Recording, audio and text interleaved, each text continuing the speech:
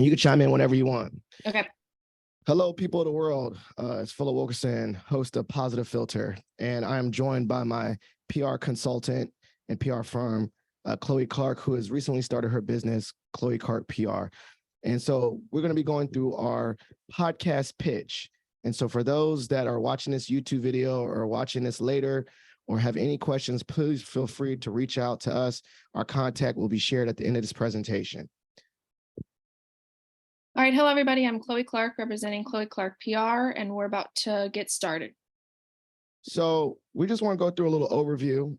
As the Positive Philter podcast is launching into a new year, I thought it was a good idea to concentrate on the brand, concentrate on the focus of this podcast in the future of this podcast, and ideally solicit or gain sponsorship for this podcast, because this podcast, I believe, can be elevated to the next level with some monetary support or labor support from talented individuals.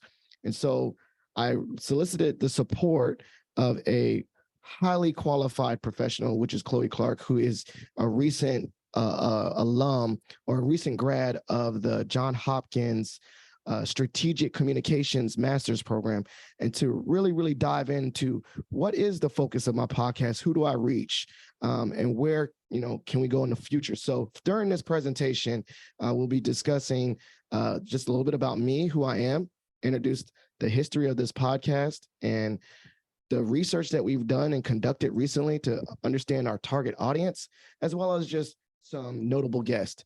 And then we're going to meet not only me, but you also meet my guest. But let's go ahead and take it away to the next part of the presentation. So what I wear many hats, as you can see: higher ed professional, podcast creator. I work at George Mason University. I also did not put on here, but a very proud father of 2 boys, a husband, married to my wife for over 10 years. And so over time, I think I wanted to give you an introduction to who I am, is because I think for me, the core principles that I believe in is the integration of positivity and well-being with professionals, and the positivity and well-being and purpose in regards to your career. And so that is who I am as an individual. And hopefully meeting me as an individual, getting to know me, you will understand the vision and goals of this podcast, and how that voice and that tone is throughout, a commitment to equitable treatment of others, diversity, equity, inclusion. Hopefully those undertones are throughout the podcast. Being a public speaker, I'm very confident. Hopefully that is thrown throughout the podcast. And also, as someone that is committed to learning, lifelong learning, education as a higher ed professional, that is throughout the podcast. So I just wanted to give you a little snapshot of who I am. So Positive Philter. So I'm going to give you a little bit of background. Positive Philter is a podcast that I created in April 2017. It came out of a desire to reach and support new people. Now, back in 2017, I was doing things in my car called Random Ramblings of Philip Wilkerson. These were ways that I was trying to motivate myself and inspire myself for work. And so what I realized, that YouTube videos in my car was not as inspiring as I thought I wanted to be. It wasn't inspiring for me. And so I wanted to transform that into an audio form, which is a podcast. Now, as you can see, hashtag #IllPhilAwards, if you look up that hashtag on social media, this came out of a time where I was also not only trying to motivate myself, I was trying to motivate others. And I made up these awards called the #IllPhil Awards, which I would hand out to friends and family. So concurrently, my journey in studying well-being, the science of gratitude, appreciation, came out at the beginning of this podcast back in 2017. And so just as a quick snapshot, you can see it. You can listen to the podcast. I sometimes go live on Facebook and LinkedIn. So there is a video component, but primarily this podcast is an audio podcast. So target audience. Now, due to analytics, I use Libsyn as my hosting site, and Libsyn is going to show us later. It has very, very robust demographic information in regards to where my listeners are and how they listen. But I wanted to really get to know my audience based on their identities, and that is not provided by podcast hosting platforms and software. Anchor will not tell you demographics of people. Libsyn, Beanpod. They'll just tell you listeners and where they're listening from. So about a year ago, last summer, I launched a podcast audience survey. With this podcast audience survey, I solicited the voices of my consistent listeners and also people I did not know to tell me a little bit about themselves. And so I can use this data to really know who is my target audience for Positive Philter. And as you know, I think just kind of correlating with the over intersection identity of me as a hired professional, a lot of my podcasters, shout out, are young people under the age of 30. That is the majority of my demographic, and we have more robust. I can go into deeper later if you want as a follow up. Racial demographics is a very diverse. I live right now. I work at George Mason University, which is in the DC metropolitan area. So I like to believe that my podcast is representative of the diversity of the DMV, even though my podcast is listened to all over the United States and some places abroad, but primarily a very diverse racial makeup of, white, Black, and also other races. Gender, very split, shout out to the gender equity in my listenership. And then one thing I'm really proud of as we go into the month of Pride Month, June 1st, is that my podcast also does have a LGBTQ plus audience, meaning making sure that the voices and the things I share are not offensive or also, welcome by identities separate than mine or diverse. So that was really important that a lot of my listeners are of different sexual orientation backgrounds as well. And so this is just a graph to show that. And I think, these infographics, colors and infos show that, right? So I just did the highlights, but you can see, the age makeup. And I think the age makeup and data is very representative of just the podcast listener audience in general. It is registered. There's over 1 million podcasts registered on Apple Podcasts right now. Primarily, I don't know if it's going to be the next slide, but primarily most podcast listeners listen on their mobile device. They listen on the go between their commutes to work, 30 minutes. And so I think this data is really representative of that. I'm tapping into that market, the young professionals, the sub 30 professionals. I guess they're called zillennials or whatever. I'm a millennial, a geriatric millennial. So I'm really hitting that target audience. Those are my listeners and the people that listen. And I think as an educator, tapping into podcasts is a great way to tap into a different mode of learning, because a lot of people are different. Now we're investigating and learning that learning takes place in multiple different fashions, right? So traditional reading and all those things, some people are auditorial learners. So I think that my demographics and research shows that within my audience. So educational. So I think this is not typical of the United States. I don't really believe the United States is as educated as the DMV. From my research and understanding that my audience is mainly in the DMV, we are the most educated region in probably the United States, is the DMV with the most advanced degrees. And I think that is correlating with those that come to the DC metropolitan area for work and careers. So that is probably representative in my thing. I was like, wow, we have a lot of people that are actually in grad level classes, which I think represent that sub 30, students that are still going back to get their master's, as well as those that have a master's degree. So shout out to that. And I think also correlates that with my colleagues, that a lot of my colleagues in the educational space listen to my podcast, and a lot of my colleagues peer-to-peer have a master's degree. And goes without showing that self-promotion is the best promotion, that a lot of people that filled out my survey are people that know me or have a direct connection to me. But I would also like to say that there is a little bit of reach beyond me through social media. That's how people heard about my podcast, as well as people being a guest. And so I want to share that for those that are looking to collaborate, that usually guest to guest collaboration is a great way to elevate not only my podcast, but elevate yours, because that's where a lot of people hear about podcasts, is through that.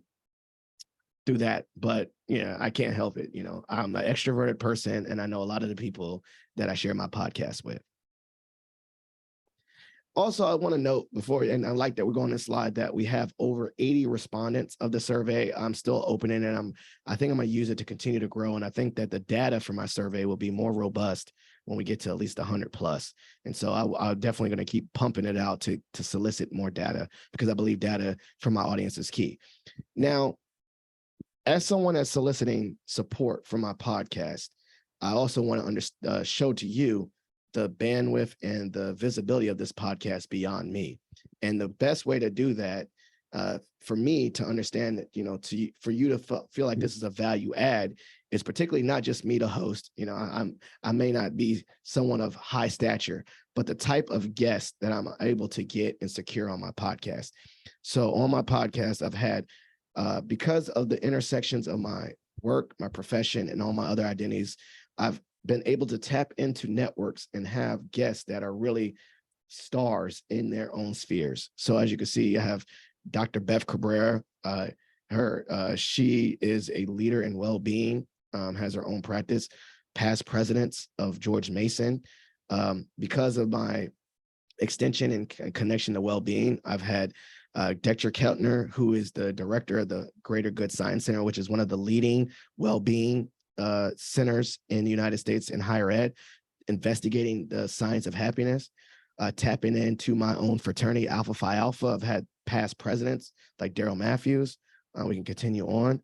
I've had my father-in-law, who's a leader and a leader in actually the nonprofit space, and actually has a scholarship named after him, the Jeff Kirsch Anti-Hunger Fund. Doc Nix, nationally renowned band leader.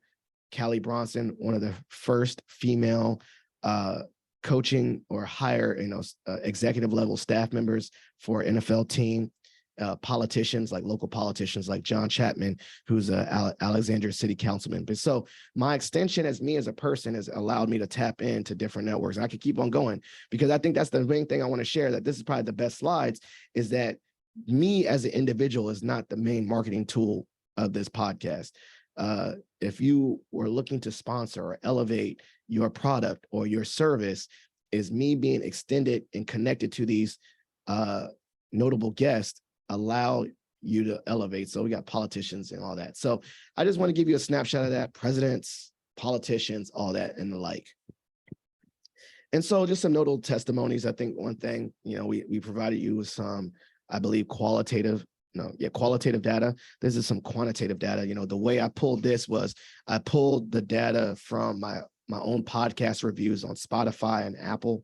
You can see some of the testimonials from those that were, kind enough to actually leave those testimonials on my Apple reviews and Spotify reviews. I average a 5-star rating with over 100 reviews. No, over 110 ratings and 56 reviews. And so for those, that's a great way to elevate. And I really encourage my listeners to share their stories, share their endorsements of the podcast. And so here's some right here. I blush. Geographically. So I just want to give you a snapshot. This is data that is pulled from Libsyn that shows me where my things are. Surprise, surprise, majority is the United States. We can go, the platform even allows me to go into deeper markets, as I told you earlier, very heavily in the Washington, D.C. metropolitan area, but I have some in New York and some in California. But I also have some listeners in different countries out of the world. And so I'm really excited about that and expanding. The one that always surprised me is Australia. I don't even know how they got to me in Australia. I don't know, search engine optimization. Maybe there's a person out there named Philip that's positive as well, but connecting and getting to a broader audience is something that's very exciting to me. And so I'm going to give it up to Chloe to explain and maybe even give it an opportunity to go through the processes, helping me as a client, and then just give a little bit about who she is. All right. Hello, everyone. My name is Chloe Clark. I just recently graduated with my master's in corporate nonprofit and health communication from Johns Hopkins University.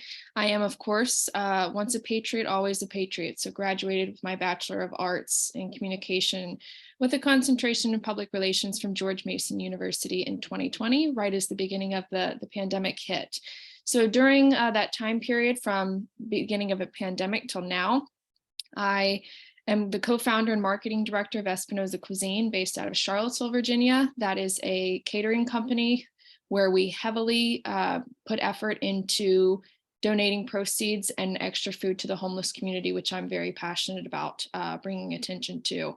I'm also the UVA pre-hospital education IT specialist. It's quite a big title, but essentially I focus on data entry for the pre-hospital and their advanced EMT and EMT students.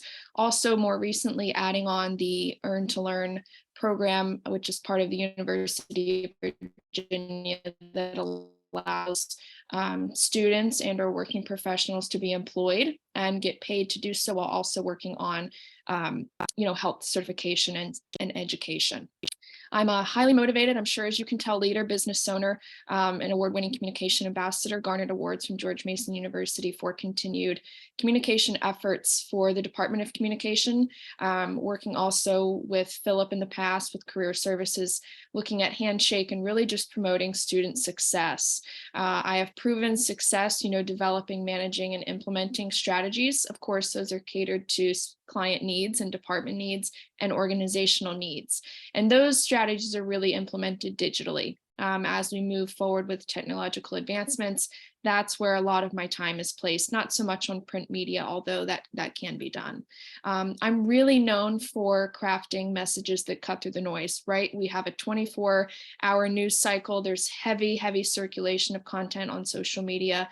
And I have to do a really good job of being able to listen to my client or department and understand who they are as a person. And so really with Positive Philter, it's being able to understand who Philip Wilkerson is as a person, as an educator, as a career coach, as a consultant, as a friend, as a brother and a husband. All of that plays a part in who he is. And part of the job, with public relations and marketing, it's about branding. It's understanding who your client is and how can we cater that visually to the target audience. So I'm really passionate about, the research and data slides that we just witnessed, right? That's qualitative and quantitative data put together to be able to understand, the target audience of Positive Philter and how those individuals behave, what they're interested in. A lot of what podcasting is, it's putting out messages and content that's not only important to you, but that's important to your audience, right? You want to continue to foster that community. And so that's what we're looking at, with Positive Philter and moving forward is, leveraging the communities that we're continuing to create and build those relationships. And we hope those last a lifetime. And really the mission behind, Chloe Clark PR is helping individuals, whether those are students or working professionals, businesses, nonprofit organizations, and helping them achieve excellence by finding and cultivating their purpose. I believe in the power of finding your purpose, and I think that really helps allow us to really be successful in whatever it is that we do. And so for Positive Philter, it's just continuing to leverage the foundation that he's already established visually and of course through all digital channels. All right. So the ask, right now we are developing a sponsorship kit, and we would love your opinion, your follow-up. We're going to send that later in the slides.